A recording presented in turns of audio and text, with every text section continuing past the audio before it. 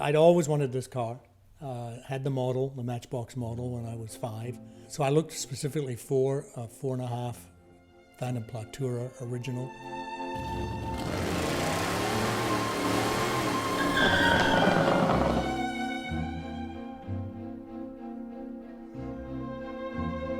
Most car enthusiasts had some kind of experience happening in their youth or maybe even their childhood, which set them off the path towards car enthusiasm. And I was wondering if you had such experience and what it was exactly.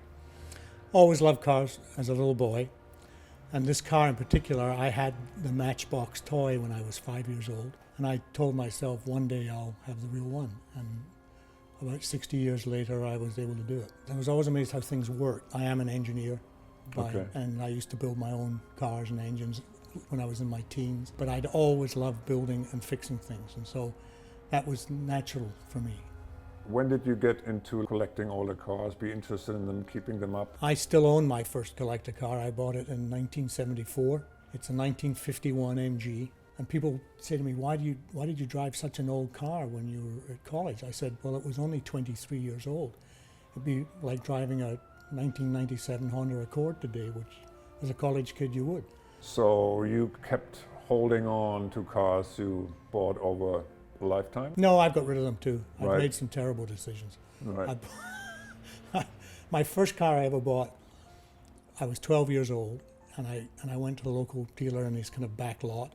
And there was a choice of 2 cars, and I bought the wrong one. Terrible rust buckets. So I bought that. I had it delivered to my parents' house where I lived because I couldn't drive. And then I proceeded to try and make it work, and that didn't go well, so I got rid of that. Okay, so that was like a great first experience. How did you come about the car? How did you find it? I wanted this specific model. I wanted it to be a real Vanden Plas Tourer, not a cut-down saloon car. This is the original body. It's been recovered. You can tell the fabric's new. I've got the photographs of the wood frame underneath before they recovered it. I have the invoice from Vanden Plas, £179 in January 1928. Obviously you drove to it today. You drive this all year round. You go everywhere with it. It'll be out all the time. I have a little loop, 10-mile loop that I take my cars out on, and I just rotate through them. And so this will be out. We've had this car out twice on the West Coast for long trips. 2018 we did 1,000 miles in Oregon, in the high desert near the border with Nevada and Idaho, which was fascinating. Overheated a little bit, but it was fascinating. And then last year we had it in California for the 100th anniversary of Bentley. We started in Southern California with 35 pre-war Bentleys in a tour, and we ended up in Monterey for the 100th celebration, and the car featured in the Quail event of 2019. Over the last year, everything shut pretty much down, like a lot of car events shut down. Did you still manage to take out the car? We had it out last week for just a short drive around Connecticut with about 15 other guys. David was on that tour. We were meant to have done the Colorado Grand this past September. We were accepted for that, but that was cancelled. David and you met through cars, but you seem to be like friends now. Right. Is there like a big overlap like over the years from what used to be like car pals to what now are close friends? I've always had car pals because that was what I was interested in. I had car pals in Scotland, I've had car pals in other parts of the world I've lived.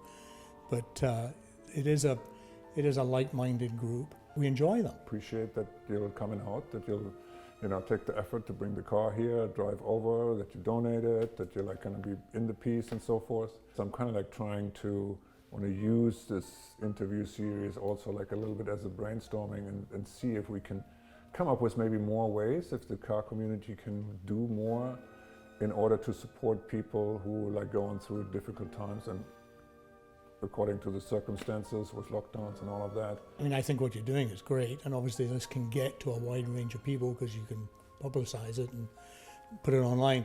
I think locally, if there were, we had this group out last weekend, as I said, of 15, 17 people, and we were all in our own cars, and when we get out of the cars and we stop for lunch, you're on your own. But there were people at this place we stopped who could come and look at the cars in the parking lot, and they got a kick out of that. And so I think that's something that can be done. But I also think if there was a specific person, and I know you're working on Parkinson's is what you're doing, if there was a local person who would really love to see some of these cars in person, I'm sure we could organize that. You mean somebody who kind of like either being sick or immobilized or Right. I don't know, has like some kind of problems and wouldn't be able to go out in the first place, to come to their house. that, or come to that group maybe even, Right. or something, and like, you know, bring the car and show the cars.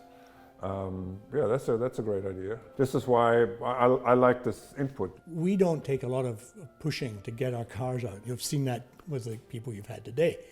We love to drive them. They need to be driven. Right. It's good to have an excuse to take them out rather than just going out on your own. So I think it's a group of people who would be happy to do it. No, that's a very good aspect. You, just as a personal question, so like, I mean, you like do a lot of your trips together with your wife? It's actually essential because I can't drive this and read route instructions at the same time. And she's a good sport because she sits in here all bundled up reading the instructions. She's your designated navigator. That's right, and that's why her name's on the side of the car. Oh, right. Oh, okay, co-driver, right. Yeah. Excellent. Yeah, this is very good. I really appreciate you coming out here and, you know, hanging with us and being patient and stuff. Oh, that's and I all right. hope you're going to like see enough on the way home.